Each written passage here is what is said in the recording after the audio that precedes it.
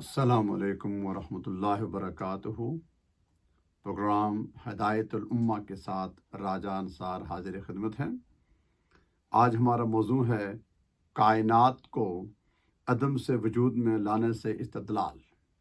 ارشاد باری تعالیٰ ہے سورہ البقرہ آیت 29، اعوذ باللہ من الشیطان الرجیم، هو الذی خلق لکم ما فی الارض جمیعا ثم استوی الی السماء فسواہن سبع سماوات وہو بکل شیء علیم۔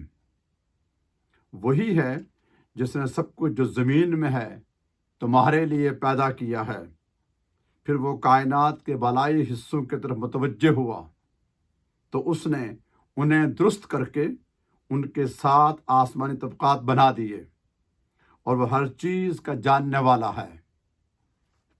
پھر ارشاد ہوا سورہ البقرہ آیت 117، بدیع السماوات والارض وَإِذَا قَضَىٰ أَمْرًا فَإِنَّمَا يَقُولُ لَهُ كُن فَيَكُونُ۔ وہی آسمانوں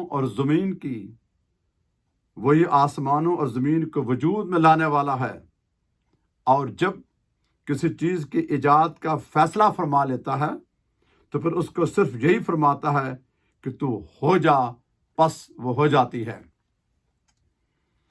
بہت ساری آیات میں سے یہ دو آیات کا میں نے انتخاب کیا ہے کہ مسلمان کا یہ بنیادی عقیدہ ہے وہ اللہ تعالیٰ کی ذات پر ایمان لانا، اللہ کو معبود برحق ماننا، اللہ کو وحدہ لا شریک ماننا، اللہ ہی خالق کائنات ہے، ہر چیز کی ابتدا اس سے ہے اور ہر چیز کی انتہا اس پہ ہے۔ پوری کائنات کو، تمام انبیاء کو، اولیاء کو، صالحین کو، شہداء کو، صدیقین کو، مخلوق کو جو کچھ پتہ ہے، جو وہ کر سکتی ہے، ماننے والے اور نہ ماننے والے سارے، یہ سب اللہ کی طرف سے ہوتا ہے، اور ہر چیز کو وجود میں لانے والا، اس کا بنانے والا، اس کا چلانے والا، اور ہر چیز کا قدرت کاملہ اسی کے ہاتھ میں ہے۔ یہ پہلا بنیادی عقیدہ ہے۔ باقی چیزیں مجازی ہوتے ہیں۔ تو ان آیات میں اس نے آسمانوں کا ذکر کیا، پھر زمین کے بارے میں بتایا، اور یہ بتایا کہ وہ کیسے کرتا ہے۔ اس کو کسی اس پلاننگ کی ضرورت نہیں ہے۔ دنیاوی معاملات کی جس طرح انسان کرتے ہیں یا مخلوق کرتے ہیں، اس کی یہ شان ہے کہ وہ کن فیکون کا مالک ہے۔ جو وہ چاہتا ہے، جو چاہتا ہے، جو اس کی شان کے لائق ہے، وہ صرف یہ کہتا ہے ہو جا، وہ ہو جاتی ہے۔ یہ پہلا بنیادی عقیدہ ہے۔ بقیہ جو معاملات ہیں وہ اس کی ایک سنت ہے، اس کا ایک طریقہ کار ہے۔ انسان کو پیسے پیدا کیا، انسان کو روزی کیسے دیتا ہے، بارش کیسے برساتا ہے، زمین سے اناج کیسے اگاتا ہے، یہ تمام چیزیں باقیہ اس کا طریقہ کار ہے۔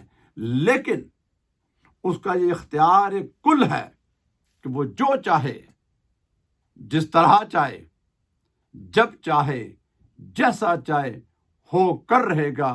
یہ شان صرف اس رب ذوالجلال کی ہے، اور اس کے لیے ایک آیت بار بار آتی ہے، سب پڑھتے ہیں، معروف ہے، ان اللہ علی کل شیء قدیر۔ تو آج کی ہمارے اس میں ہم یہ پختہ یقین رکھ لیں کہ جو کچھ بھی کائنات میں تھا اور جو کچھ ہے، جو ہوگا، جو ہو سکتا ہے، اس کو جتنا جس طرح بھی ہوا، یہ سارا اللہ تبارک و تعالی جل جلالہ امن وانہ کے ہاتھ میں ہے، اور باقی ساری مخلوق اس کو اس نے عطا کیا ہے، کم یا زیادہ۔